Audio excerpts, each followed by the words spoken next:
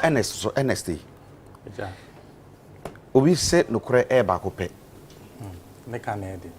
Ne Canada so di we as I say. Intina me nua na bre. Eric intimi nka no kure. Me say say mo ba ban mu no. NDC for anye bibia ambotumi asisu di aka say. Ade we a NDC for ye ba ban mu NDC for ye weni a e boa wo mane puntuo. For instance, Nansia na mampani e call Takrade. I could chim a yibia for car power no use gas no. It started from somewhere. And a bit of a beer way. Okay. And he say, woman, ye be beer, Sunday Mabakumumi and San Nabi, who be beer or watch, I say, and this is for to me, I be jaho, and a momo bet twice, a be able to say, no crab boamo, I'm scassimo, so it says, or cano, or can say, or me away, or me, one way, no, what bank for can say. A baby of about 2017 piano growth no because of the foundations na one more LA nitino enti bibi say foundation no wo mu lay no said your more canon no ammo kwan bia so na say na foundation dey no mo na be lay foundation mo si dan no eja mechia me nua ba ko hwe me fi me amekom apenaman ye friend Edu Patrick mechia no so hwe me no dey na say me nua penny darling boy ono Sofia Samanke me da say na o question na obi sa na fantastic enti na me ya analysis na me o say company bia with liabilities a doors saying asset no you are due for liquidation not just a good company na eyeye say one kasa wa anye voluntary liquidation krampa emra mu no yetimi de o sheto so e ma o liquidity some abrabo no na NDC account enti the fact say omuja yentimi nka say omu enja niam ba ko mienu onso o kan kasa bi say ana omu ko bo bisia de koye project the fact say o bo bisia e de koye project bi no o say enon emfa so de embra emfa so de na fiva enye niam nyina o bo bisia de sika koye na che say so mo bo bisia so de koye Commander Sugar Factory emfa so na de ba na wen say you call by the logic now kana the fact so almost your bob bisia koye Commander Sugar Factory no you should tell us na say you bisia bia na adwuma bia wo ye bia and dem fa so ban enti na chani okay is defeated asimo kana che anything 9 because no person is the fact so almost bob bisia de koye project and they koye Rich Hospital ntino they are returns and as to whether you see their unim incompetence is as dangerous as corruption.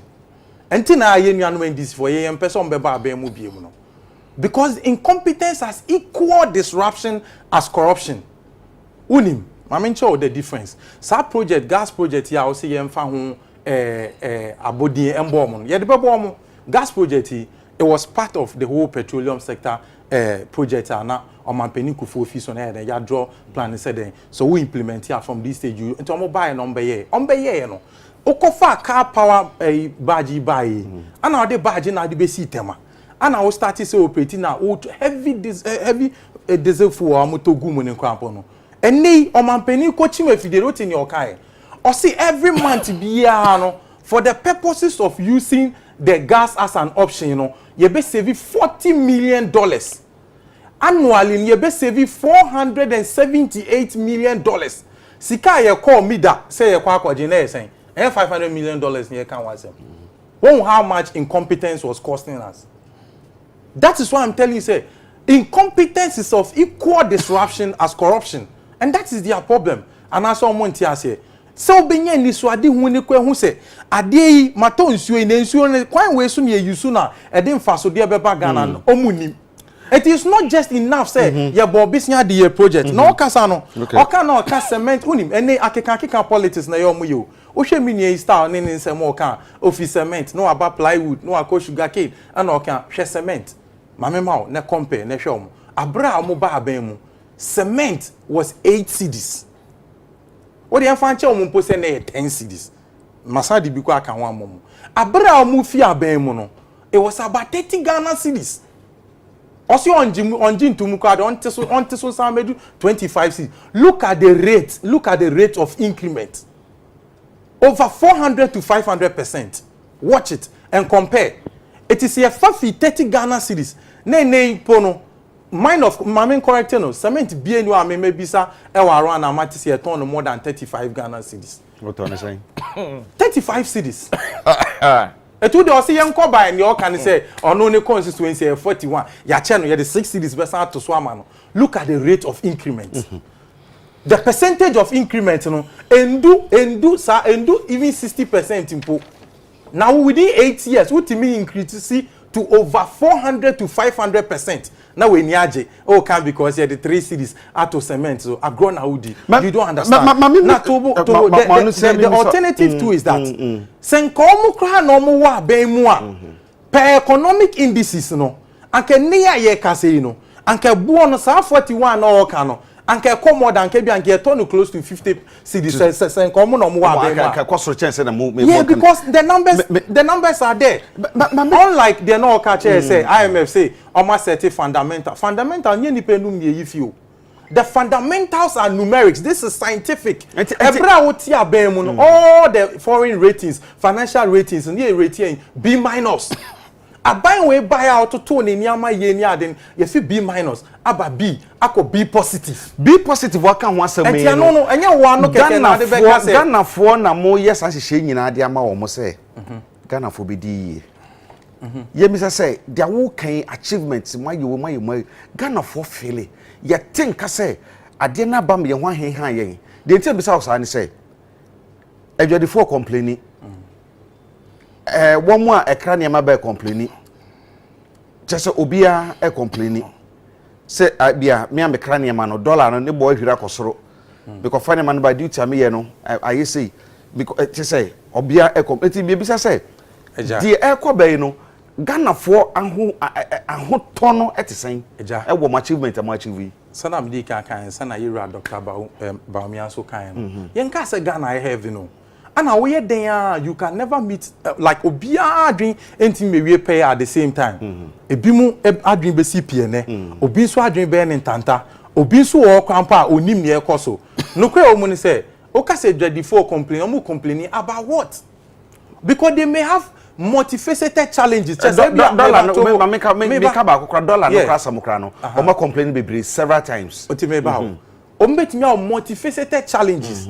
It is the abambia all over the world. And say you are voted to solve the problems of the people. It is abambi better than second. You better say yen yanumu suno mo can say and they uko yini amo de nyama bakra duty yentimitia.